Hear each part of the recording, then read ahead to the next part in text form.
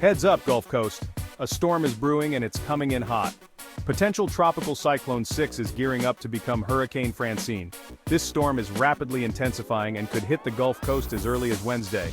The National Hurricane Center has already issued tropical storm watches from Mexico to Texas.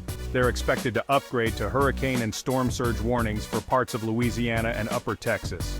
We're looking at rainfall between 4 to 8 inches, with some areas potentially seeing up to 12 inches.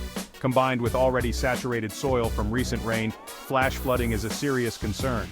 This storm is aligning perfectly with the September 10th peak of the Atlantic hurricane season.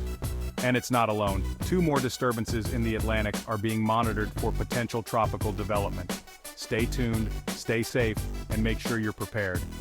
This could be a rough week for the Gulf Coast.